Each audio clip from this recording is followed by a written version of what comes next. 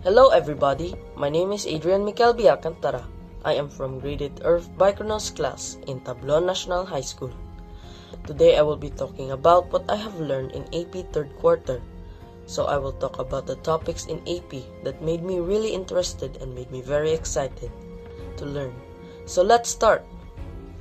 First off is the first circumnavigation of the Earth done by Ferdinand Magellan. So I have learned that Magellan was a 38-year-old Portuguese sailor, and his full name Fernando de Magallanes. And he was also known as a brilliant navigator who'd spent many years sailing on the Indian Ocean. But he'd fallen out with the King of Portugal and now offered a bold plan to his rival, King Charles of Spain. Magellan believed it was possible to sail around the New World. So King Charles accepted Magellan's proposal and helped him assemble an expedition with 270 crew and 5 ships known as carracks. Magellan and his crew set sail on 20 September 1519 and crossed a stormy Atlantic to reach the future site of Rio de Janeiro in modern Brazil. Magellan's men traded with the local tribes using simple objects like hooks and playing cards for fresh food and water. Magellan continued south and forced him to camp to Puerto San Julian, or known in our modern world, Argentina. And there one of his men told him that he was leading them to their deaths, and so he acted brutally and sent one of his loyal men to kill one of them, and the other was captured and executed, while the last 2 were marooned, left behind, and so Magellan continued to flee south again. When Magellan searched for a passage west on the ship of Santiago was wrecked away. Though the crew were saved, another ship, the San Antonio, deserted and set sail to home. But Magellan did discover a 350-mile which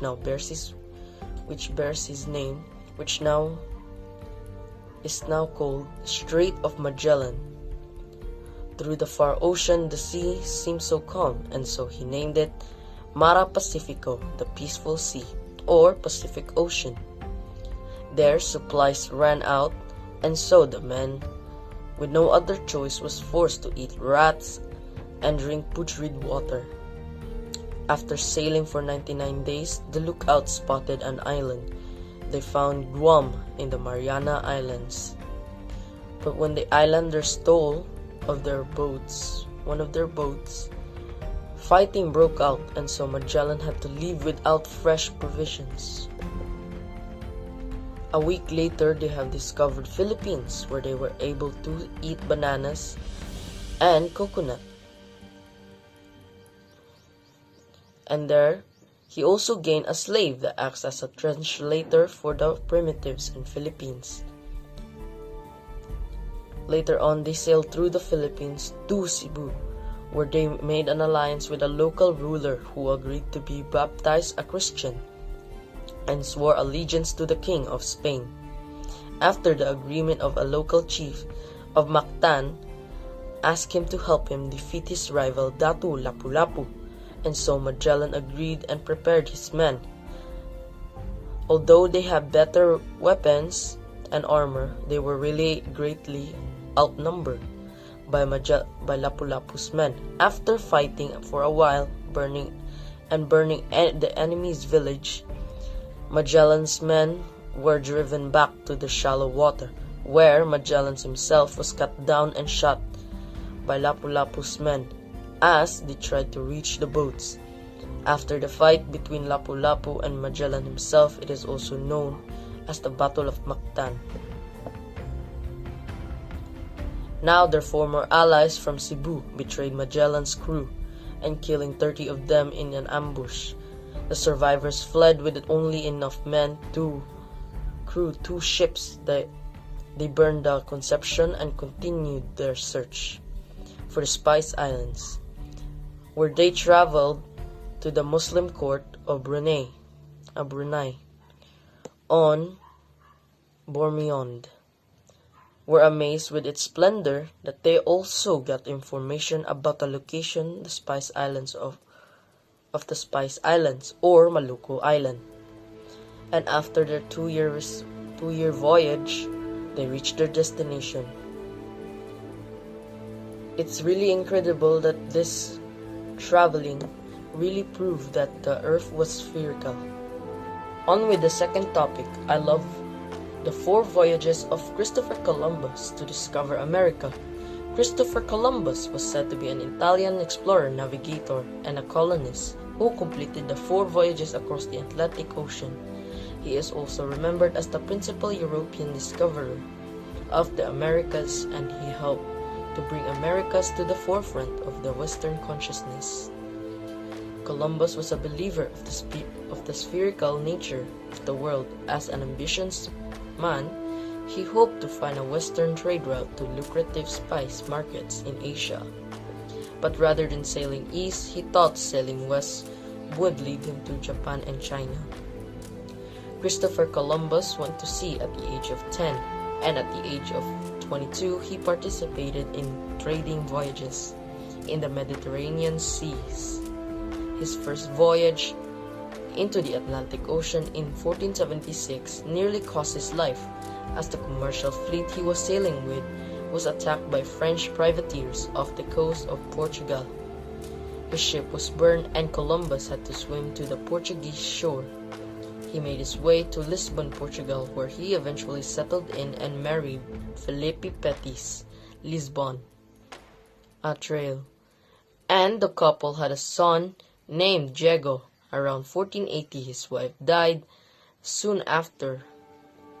And so, Columbus moved to Spain, and he had a second son, Fernando, who was born out of wedlock in 1488 with Beatrice in the recast A. Adan Columbus, 1492.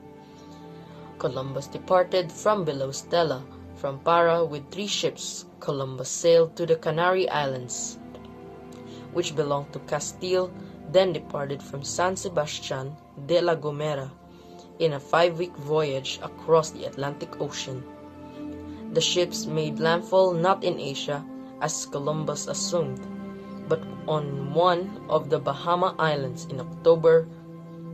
So Columbus explored the northeast coast of Cuba, where he landed on October 28. At first, he thought it was already Asian continent, but seeing no major cities or civilizations of primitive natives, they decided to continue sailing in search of the continent. 3 months later, Columbus made his last stop of this voyage in the New World in the Bay of Lincoln. In the north was Hispaniola. The problem was almost 100 crew members could not fit in the 2 small caravels. To return to the Castile, Columbus decided to leave 40 men behind in the makeshift settlement on Hispaniola and return to Spain. Columbus and his remaining crew came home to a hero's welcome, and when they returned to Spain, he showed off what he had brought back from his voyage. Monarchs quickly put the legal machinery in place to legitimize the discoveries and ordered the preparations on the second journey or second voyage, all ready to colonize these territories on September 24, 1993.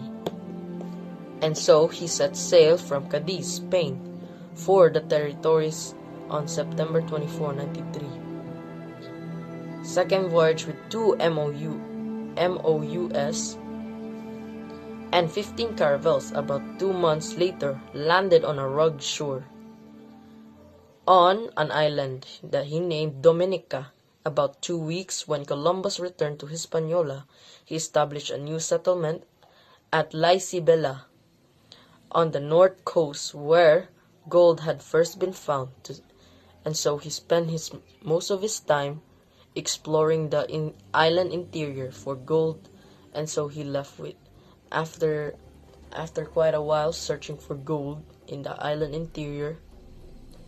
He left and went to he left Hispaniola on April 24, 1494, and arrived at the island of Juana, Cuba, and Discovery Bay, Jamaica. Weeks later explored the island, which he believed be a peninsula of China, after staying for a time on the western end of the present-day Haiti. He finally returned to Spain. On May 30, 1498, Columbus left the port of San Lucas, Spain, with a fleet of 6 ships after a very hard journey with epidemics among the sailors. They reached Trinidad Island on July 30 and first discovered the mouth of the Orinoco River and touched for the first continental land in the northern part of present-day Venezuela. He then touched the mainland of South America. He also speculated that the new continent might be the location of the biblical Garden of Eden. And so he then sailed to the islands of Choca Choca Ray and Margarita. He sighted Tobago and Grenada. He described a new land as belonging to a previously unknown new continent, but he pictured it hanging from China, bulging out the earth pear-shaped in poor health. Columbus returned to Hispaniola on the 19th of August, only to find out that many Spanish settlers on a new colony against his rule, claiming that had misled them about the supposedly bountiful riches the New World. Columbus forced to make peace with the rebellious colonists on humiliating terms on March 14, 1502. Columbus made a 4th voyage with strict orders from the king and queen, which instructed him not to stop at Hispaniola but only to search for a westward passage to the Indian Ocean mainland. A month later, they landed at Car Bay on the island of Martinique, where a storm wrecked one of his sailors on the island of Cuba. During this time, local islanders, tired of the Spaniards' poor treatment and obsession with gold, refused to give them food. In a spark of inspiration, Columbus consulted an almanac and devised a plan to punish the islanders by taking away the moon on February 29, 1504.